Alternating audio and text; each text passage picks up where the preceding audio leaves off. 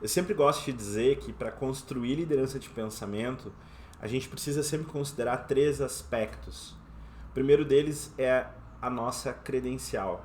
O que a gente é apto a fazer, né? O que a gente se preparou, o que a gente estudou, que cursos e formações que a gente tem que validam e nos dão credencial para atuar com aquilo que a gente atua, tá? O segundo aspecto é o da nossa experiência. E é sobre isso que eu vou falar hoje, tá? E o terceiro é a nossa rede de relacionamento, nosso network, a nossa rede de relações. Pegando esse aspecto da experiência, abrindo um pouco mais, tem uma parte da uma palestra que eu dou sobre liderança de pensamento, que é uma parte que normalmente as pessoas fazem muita foto, marcam depois nos stories do Instagram e sempre fazem perguntas e comentam, porque ela é um pedaço, né, da palestra em que eu falo sobre os 5 níveis ou 5 tipos de especialista.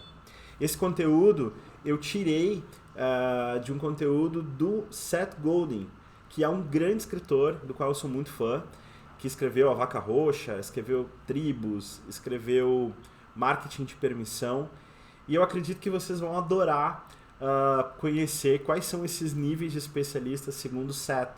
Porque o que o Seth conta, né, o que ele defende, é que todos nós estamos em uma determinada fase da nossa vida, da nossa carreira, e a nossa experiência que vai determinar em que nível que a gente está nessa escadinha.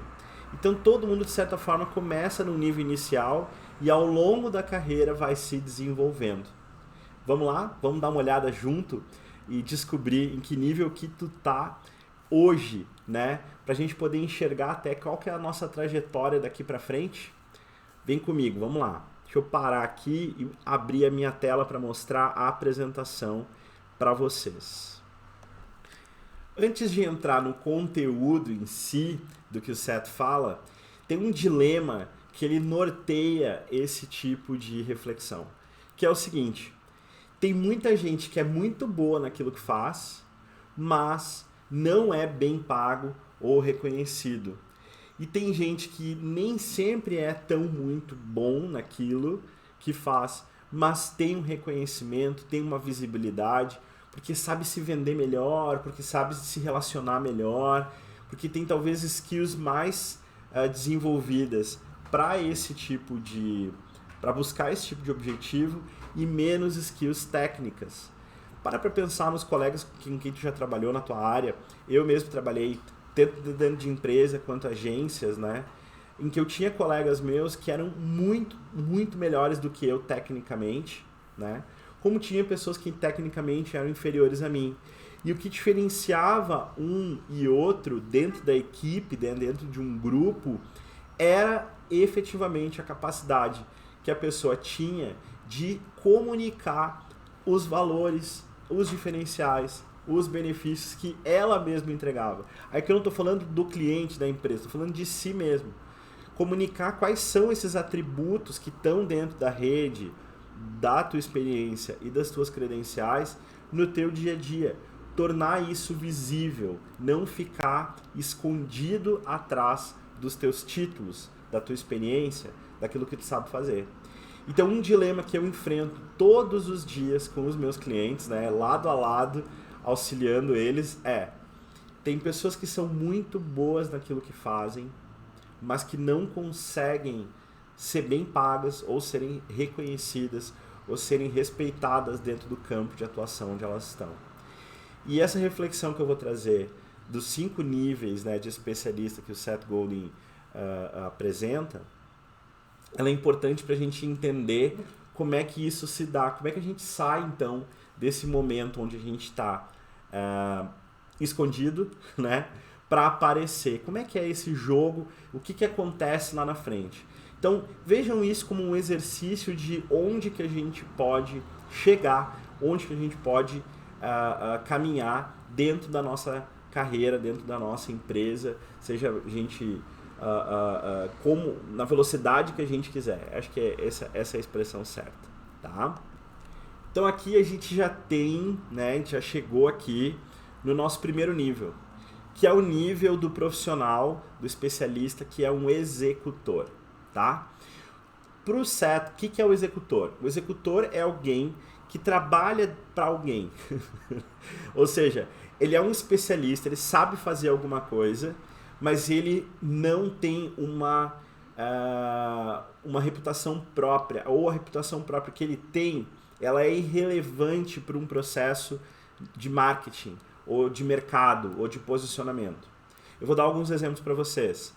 Quando a gente entra dentro de um carro do Uber, a gente está contratando o Uber. E a gente está usando a reputação que essa marca tem de credibilidade, de confiança. A gente sabe que, por exemplo, o Uber tem um sistema de pontuação que seleciona os melhores motoristas para ficarem no aplicativo. Aqueles que não são tão bons, eles acabam saindo, né? Então a gente, confiando nisso tudo, independente de quem está dentro daquele carro dirigindo, a gente tem uma confiança naquele executor. E é justamente um executor que a gente tem ali. Não importa muito o nome da pessoa, quem ela é, qual que é a experiência dela. Até a gente tem acesso a esses dados dentro do Uber, né? Mas a confiança se dá especialmente por conta da confiança que a gente tem dentro da marca do Uber. Pegando um outro exemplo, fora aí do mercado como é que a gente chama? Mobilidade, né? Mobilidade urbana. A gente tem um exemplo bem legal dentro da área de consultoria. Quando a gente contrata, né, e entra em contato com o Sebrae, na verdade, é o nosso cliente, é o nosso prestador de serviços, né? Qualquer empresário vai procurar ajuda no Sebrae, o Sebrae te atende. E o Sebrae, ele tem consultores capacitados, treinados, que ele redireciona para atender a nossa empresa. No momento que esse consultor chega na nossa empresa, ele chega como o Sebrae, né? Ele chega com a marca do Sebrae protegendo ele. Então, esse consultor, por mais que ele tenha uma reputação fora do Sebrae, com a sua empresa, com a sua história, com a sua experiência, ele, na verdade, ele está sendo um executor de uma metodologia que o Sebrae apresenta. Então, esse é o primeiro nível, tá? É o primeiro nível de qualquer profissional. Ele é um executor porque ele está trabalhando para alguém que, na verdade, está construindo a sua imagem, está construindo a sua reputação, tá? O segundo nível de profissional aqui é o cômodo. O que seria o cômodo? Um profissional cômodo, ele está um pouquinho acima do nível do executor, porque tu acaba escolhendo ele, por quem ele é. Já não é mais porque ele trabalha para alguma determinada empresa, mas tu acaba escolhendo ele por quem ele é. E por que o cômodo é diferente, né? Qual que é o processo de decisão que nós tomamos para escolher um especialista que para nós é cômodo? Eu vou dar um exemplo para vocês.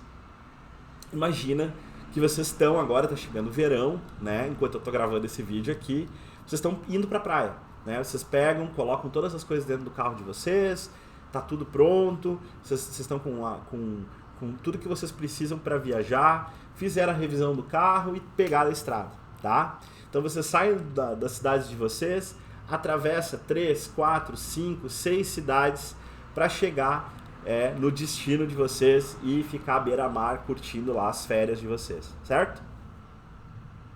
Acontece que no meio do caminho dá ruim. Um pneu fura ou por alguma razão vocês têm algum problema que precisa consertar o pneu de vocês. Obviamente vocês devem ter um step ali, né? Mas vamos imaginar que vocês colocam um step e precisam, obviamente, depois consertar esse pneu. O profissional cômodo, ele entra em cena nesse momento. Porque o que normalmente tu faria? Tu vai atrás do primeiro borracheiro que tu encontrar mais próximo da região onde furou o teu pneu, onde estragou o teu pneu. Mesma coisa se fosse um problema mecânico. Tu vai procurar o mecânico mais próximo que tu encontrar.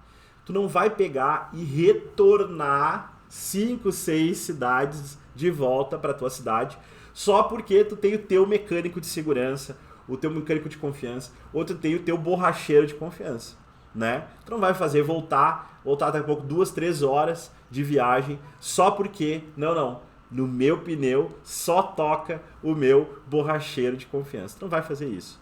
Então tu acaba escolhendo um profissional que é cômodo para tomar algum tipo para desenvolver algum tipo de atividade, de serviço para ti, porque ele é cômodo, porque ele está próximo de ti. Então isso vale também para profissionais que usam de grandes centros para se vender. Por exemplo, ele está dentro de um shopping, ou ele está dentro de uma região central, né?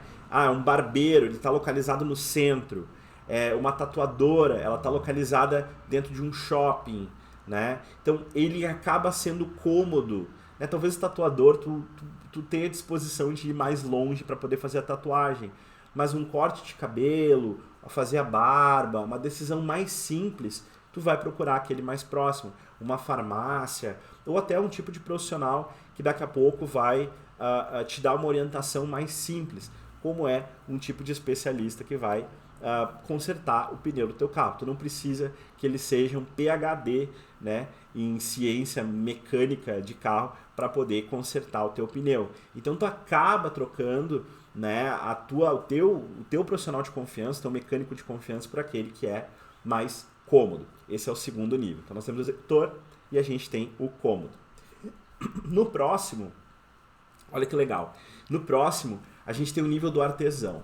Quando o profissional evolui de executor para cômodo e chega ao nível de artesão, ele já tem um processo, um método, um jeito de fazer as coisas, e esse jeito ele imprime, né, uma qualidade no trabalho que ele faz.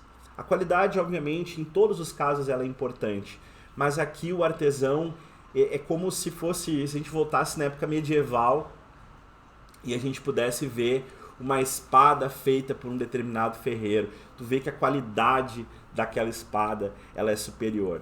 No nosso mundo não medieval de hoje, né, embora a gente tenha alguns indícios que a gente está caminhando para alguns futuros distópicos aí, que só a ficção científica acreditou que aconteceria, né? A gente teve a pandemia, a gente tem tantas outras coisas acontecendo aí.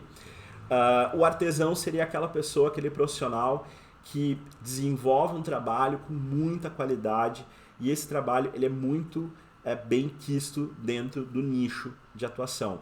Então tu imagina um profissional, por exemplo, que dá treinamentos, e o treinamento dele ele é um treinamento conhecido, ele é um treinamento que o curso que ele dá, por exemplo, todo mundo quer fazer, todo mundo que fez recomenda. Ele é um artesão, tá? Ele está num nível diferente. Tu não contrata ele porque ele é cômodo ou porque ele está executando para alguém, tá? Um nível acima, nós temos aquele profissional que o Seth entende como único. O único é aquele profissional que tem uma marca pessoal fantástica. Ele é chamado pelo nome. Talvez ele é um artesão como qualquer outro, mas o trabalho dele ele é tão importante e ele faz um trabalho tão diferenciado que o nome dele acaba vindo em primeiro lugar. Então é como se eu dissesse assim, olha, eu preciso contratar um advogado, mas para cuidar do meu processo tem que ser o doutor fulano ou a doutora ciclana. Eu quero aquele profissional, eu chamo pelo nome. Eu não vou pegar um advogado qualquer, ou um bom advogado de um escritório, talvez, que é reconhecido. Eu quero o fulano, eu chamo a pessoa pelo nome. O nome dela tornou ela única, tornou ela especial, esse profissional, esse especialista no mercado. Ele é incomparável, ele é reconhecido dentro daquele nicho de uma forma em que as pessoas realmente querem trabalhar com ele, e aqueles que não são do nível dele gostariam de ser aquele profissional, ter a imagem construída do jeito que ele construiu e aí construir, enfim, a mesmo nível de reputação que ele tem, tá? Por último, e não menos importante, aqui está o ápice, né, do nível de um especialista, que é o nível do especialista extraordinário. Para o Seth, o extraordinário é alguém que ele já é único, né? Então ele já conquistou o espaço de ser chamado pelo nome, mas ele não é conhecido somente no campo de atuação em que ele está. Ele é conhecido em outros campos. Pessoas que não são da área dele sabem o nome dele. Pessoas que não trabalham naquele nicho, naquele segmento, nem contratam aquele nicho, segmento, reconhecem esse profissional. Imaginem, por exemplo, dentro do mercado de arte, pintura, tem muita gente que não conhece o mercado de arte e pintura, mas conhece o nome de alguns pintores, porque eles foram extraordinários. Leonardo da Vinci, Michelangelo, tantos pintores que fizeram, Picasso, que fizeram história através do seu trabalho. Ele realmente é um nível extraordinário. Da mesma forma, a gente tem profissionais que a gente nem tem mais acesso, que inclusive já faleceram, não estão mais aqui, mas que a gente lembra deles. Pensa no Albert Einstein. A gente talvez não tenha convivido dentro do meio físico ou astrofísico, eu não sei exatamente qual que é o campo de atuação do Einstein, mas todo mundo conhece Albert Einstein, porque o nome dele, além de ser único e ele ser respeitado dentro do campo de atuação dele, é um nome que levou ele a ser um especialista extraordinário, pelos feitos que ele tem, pela experiência que ele tem, pela história que ele tem. Então, esse nível 5 aqui, do nível de especialista, é sim para poucos, mas é um caminho que, dentro da lógica de nicho, né, a gente pode buscar, a gente pode caminhar, a gente pode olhar para essa direção, tá? É isso. Esses são os 5 tipos de especialistas, segundo o Seth. Espero que tu tenha gostado.